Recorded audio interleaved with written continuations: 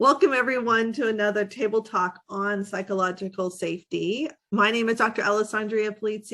I'm the CEO of Verdant Consulting, and we're going to be talking about psychological safety and risky businesses with my guest today, Christopher Shen. Christopher, why don't you go ahead and introduce yourself to everyone? Thank you. Hello, Al. My name is Christopher Shen. I'm thrilled to be your guest here today. I'm a psychologist based in Melbourne in Australia. I have worked with some of the state of Victoria's biggest infrastructure projects, as well as offshore projects in the energy fields as well. Some very, very dangerous and risky workplaces, and I'm very pleased to be able to share some of those observations and some of the research with you here today, Al. Yeah, I mean, actually, you're the one who got me thinking about this. I'll give you credit because while I was reading the ISO 45003, I think about it within the context of maybe consumer packaged goods or, the tech space or obviously healthcare or your other caring industries. But in talking to you with the work you do in Australia, it really got me thinking. And then I also have friends and a client who's in the construction industry. And so this has come up for them as well. So today's session will be another 30-minute conversation for those of you joining. And we'll be talking about thinking in the context of psychological safety for those high risk and high stakes organizations. So just to kind of get everyone grounded on what psychological safety is, we revisit this on these table talks often just because we want to make sure we're all using the same language. But psychological safety has three components. It looks at the structure of your organization and whether or not that is either hindering or preventing psychological safety from happening or create psychosocial hazards, as they call it. There's also the environment and how that may impact psychological safety. We're going to talk a lot about that today. And then on the expectations, what are the behaviors, the culture, and how leadership emulates psychological safety. So a lot of things that are here on this slide are those behaviors that would tell us that we have psychological safety within our organization. And those are things like the ability to be yourself, but also the ability to take calculated risks and highlight when there are dangers. And I think that gets us to the work that you do, Christopher. And so why would psychological safety impact those high stakes workplaces? Thank you, Alan. I really do commend you on these table talks. It's fantastic to have such a thorough approach to promoting the importance of psychological safety. With regards to your very good question, how does psychological safety impact the high stakes workplace? It is really critical and extremely important for workers, those frontline workers, managers, and leaders in a workplace to be able to enjoy a physically and psychologically safe workplace. It's a fundamental expectation that a worker can leave for work, undertake his, her, or their work-related duties, Al, and be able to return at the end of the day to his, her, or their loved ones safe and secure. The focus with this tabletop presentation on table talk, with these presentations is very much on how important it is to be able to be in a workplace that reaffirms, promotes, and bolsters workers' psychological and emotional health, and indeed a workplace that is deleterious, that is unhelpful for our psychological and emotional mental health, greatly diminishes the mental health of the workers, his, her, or their colleagues, their loved ones, and the community. Okay, but how does psychological safety and physical safety, how do they relate? Thank you. The research is very consistent in demonstrating that if individuals are in an environment where they are exposed to dangers or derailers that impact upon their mental health, then that will also affect their vigilance, their attentional capacity, their endurance, their morale, and other physical and physiological matters that will place them in harm's way physically. Furthermore, being in an environment where individuals are exposed or fear physical harm will create worry, which escalates into anxieties and other psychological disorders and matters. So there's an extremely well demonstrated link between psychological safety and physical safety in a workplace. Yeah, I hadn't really thought about that. And so, one of the things that I want to talk about when it comes to psychological safety, you hit on some of these, but, other pieces of research I've seen have shown, that and when you lack psychological safety, it actually increases the amount of muscle strain and other physical ailments that can happen, or physical harm that can happen. OSHA had a report that said that 19% of the muscle strains they estimate were caused not by, poor ergonomics, but by the lack of psychological safety in the workplace. And, I equate it to this, which is if I don't feel comfortable asking for help to lift a heavy box, I'm just going to lift the heavy box. And that increases my risk of injury, right? And so there's that. But then there's also all the studies that show that unhealthy, toxic workplaces, they impact our physical well-being, be it the cortisol levels in our bloodstream, the cardiovascular harm that can cause us. I mean, there's a lot of physical impact to us and our physical health that happens as a result of mental strain and emotional strain. Let me strongly endorse those sentiments, and I'd like to do that with a virtual fist bump. Well done, Al. Kaboom! The exercise psychology and related discipline research consistently demonstrates that being in a workplace that has toxic derailers and factors such as workplace bullying, such as an inability for a worker to be the best worker that he, she, or they could be, for example, greatly has unhelpful symptoms. And you referred to and cited the impact on cortisol release. And the research consistently demonstrates that experiencing distress leads to an impact on cortisol, and cortisol often impairs the extent and the speed of healing and recovery. Yeah, absolutely. That, and I mean, stress over time and the impact that it has on your brain, and now the connection with Alzheimer's and other, brain-related injury. It's all interconnected.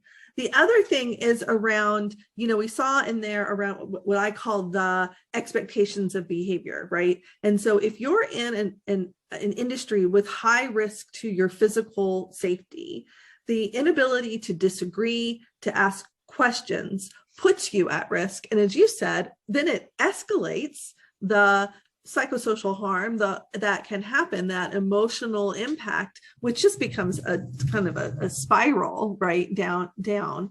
And so that's why it's important for us to look at psychological safety in these high risk environments, because I think what happens is we confuse these preconceived notions of toughness with the misunderstanding that if you're tough, you don't have emotional needs. And as long as you've got this monkey brain up here, you're always going to have emotional needs, right? Absolutely. Let me draw upon an example from building and construction. Yeah.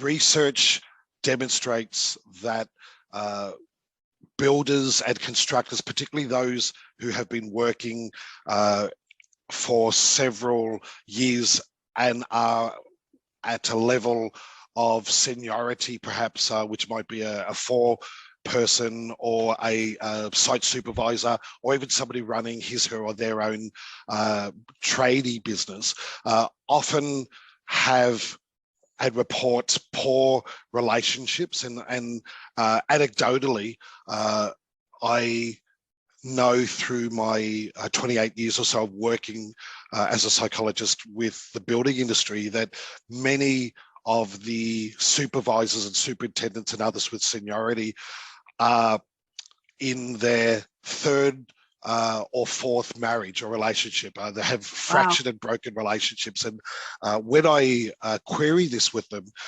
they report that very early on in their careers, and this is very often men, they put in punishing hours that are punishing not only with the work hours, yet also on their bodies, in their physical jobs. They deal with enormous stress, tight deadlines, budgetary pressures, yet they're paid and remunerated very handsomely. And in their minds, they reframe that, well, I'm being a good parent, I'm being a good husband or partner because I'm earning good money. Yet, as you would know from a psychosocial impacts perspective as an expert, Al, that leads to fractured relationships, sometimes lost relationships, and other unhelpful symptoms. Yeah, no, that's a really good point. I'm just paying attention to our time here because I know we want to get into some use cases, and you and I will spend an hour. So also, when you're in a high-risk situation, the ability to make a decision quickly is incredibly important. And if you lack the confidence of knowing that if I make a mistake, I'll be supported, that makes decision-making slow down. That's another reason to invest in psychological safety. Of course, we have the need to identify risks. One of the examples that I use a lot is Boeing and the situation that happened with, they had workers on the line saying that they didn't feel it was safe, but they didn't feel comfortable raising that up to leadership. And then we saw what happened. So Christopher, is this something that you see in the work that you do as far as people identifying or feeling comfortable identifying risks? Thank you. Indeed, it has been a long observed phenomenon that often the most disempowered and the newest worker in an environment is the one often who feels the most intimidated about raising their concern about safety risks and so forth. And there are an off-cited example is a school student who might be working part-time in a bakery. And when that student was barely inducted, that he, she, or they were very, very quickly shown how to use the machine that cuts bread into pieces of bread to be able to use for sandwiches or toast. And that they were overwhelmed when they were inducted, and they didn't actually quite understand. And then in the workplace, their manager is busy and might be brusque, and the worker feels intimidated to ask how to use the bread. There's a line of customers. The customers ask, could you slice the bread? And they go to use the machine and they suffer a work-related injury because they weren't trained and didn't understand the safety requirements. And these are situations that happen all the time. I am pleased that anecdotally on the projects in which I am engaged in Australia, safety is held paramount. And I often liaise very, very strongly with the safety teams to identify risks and promote safe behaviours. Yeah, it's great to hear that. I feel like we're a little behind over here in the United States. I was just speaking to a friend of mine who's in charge of risk and compliance training for a large consulting company. And I asked her, I said, well, is psychological safety part of your remit? And she said, no, that's seen as something separate. And yet to me, there's such because what the root cause of that injury probably would have been a training issue, but it wasn't as much as it was a psychological safety issue. And the other opportunity here is around identifying continuous improvement, raising your hand and saying, here's a way we can be better. I want to get into some specific use cases because you have such a great level of experience. You mentioned when we were talking about this topic earlier about also investing in psychological safety so that people have the ability to recover when they are injured. Can you share a little bit more about that? Absolutely. Thank you. If we use a metaphor that our mental health is like a balloon, Al, and attendees today, as we start the day, we have a full enlarged balloon. As we go about our work day, as we face challenges and tasks, and even just the transactional parts of our role, we expire air from our balloon and it gets smaller and smaller, and that's normal. That's exactly how it should be. However, we end our work shift and go home with a much smaller balloon, which is fine as long as we have strategies and a regime to refill that balloon of mental health so we can start the next day with a suitably bolstered balloon. Otherwise, if we go to the next day without any consistent means of refilling our balloon, we become much more vulnerable. The psychological term is labile to difficulties and stressors. And so we might respond with emotional activation to a stressor that we would previously have just taken in our stride, Al. I love that metaphor. What was the word you said? Labile. Spell that? Labile, which often refers to being psychologically more vulnerable. Got it. Huh, that's a new one. Hey, look at that. Learning. Okay, so you spent some time working in the construction industry. Do you have an example or a use case of how this shows up? You talked a little bit about it, but how this shows up within those big construction projects that you work on? Okay, I'll deliberately blur identifiable features about the projects with which I've worked here, and I might even blend a few of them together. I'm delighted to be able to contribute to some of the state's biggest infrastructure projects in rail, in roads, and also with coal and energy. Some really good examples of promoting the importance of recovery, which we've just discussed, promoting the importance of psychological safety are the following examples. Between 2016 and to present day, I'll be delighted to be engaged by one of Victoria's largest infrastructure projects, which identified through worker feedback that workers were experiencing high stress when interacting with the community, because the infrastructure rail project was perceived to be controversial in its solutions in communities, and community activist groups were formed to protest about the product. And the frontline workers, those actually working in the project, the communications people who were endeavoring to promote the project, were receiving abuse, verbal abuse. And on one of the projects I worked in many years ago, where an infrastructure project was being mandatorily forced upon farmers in regional Australia, irate farmers tried to run over workers and pulled firearms on them when workers came to their property as well. And so what we did is we designed and put in place a short mental health toolbox program that we delivered to all workers on this project in their startup meetings at the start of a workday, where typically the site supervisor, the safety supervisor, and others would talk about that day's work.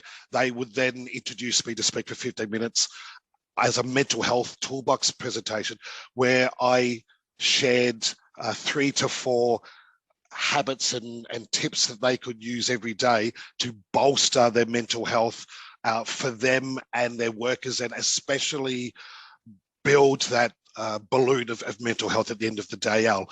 And that program which we would often refer to as a resilience program, resilience is an area of my interest, was extremely well received and won a government award as well. Oh, congratulations with that. Yeah, yes, so that's actually why you and I connected, right? Because we're both very focused on resilience. Oh, hey, look, fist bump. There we go. We can Kaboom! Boom. Outstanding. So let me flip right over to what we talked about earlier as it pertains to those 3 pieces of psychological safety. You have, do I have the right structures in place, right? So am I clear about who I go to if I have a concern, where I find information if I don't know how to do something? You know, I think about that bakery worker. Is there a job aid right there? Do I have the right structures in place that will help support and reinforce the psychological safety of our workers? And do I have a culture that encourages questions and inquiry and people to raise their hands if they see issues?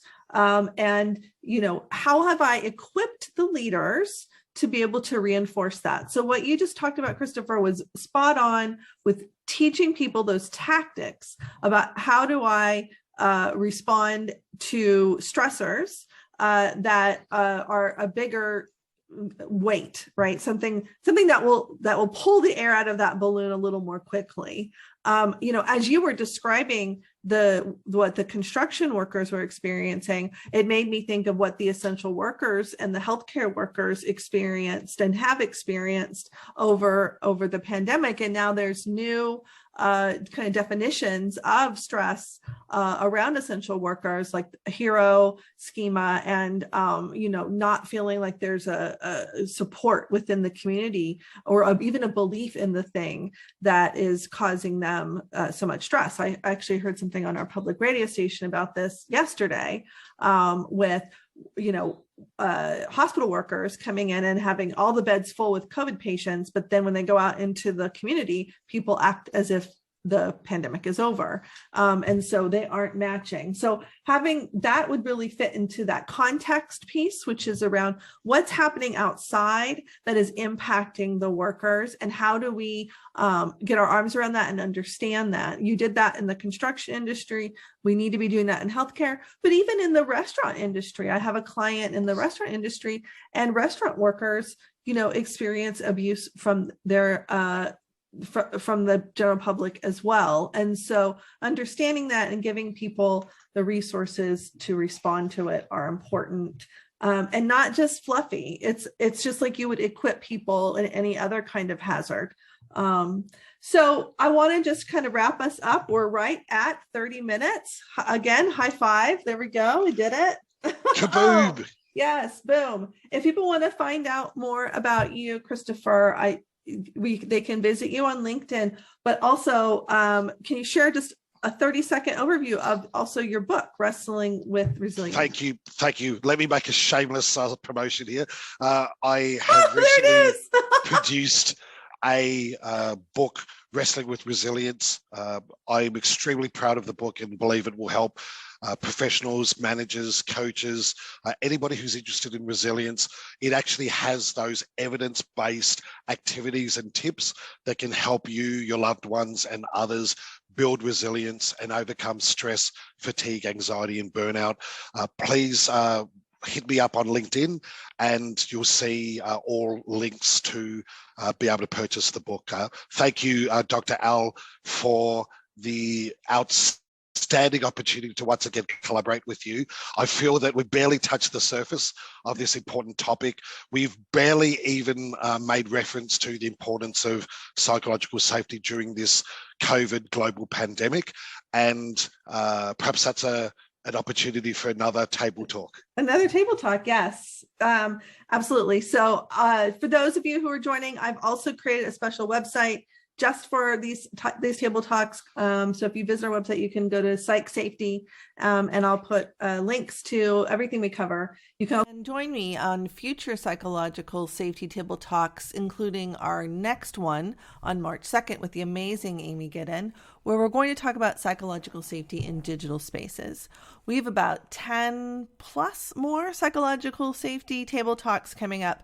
So keep an eye out on our website, or like I said, go visit us at verdantconsulting.net/psychsafety. Thanks everyone for joining. Thanks to you, Christopher Shen, for making this a fantastic discussion. And everyone have a great day.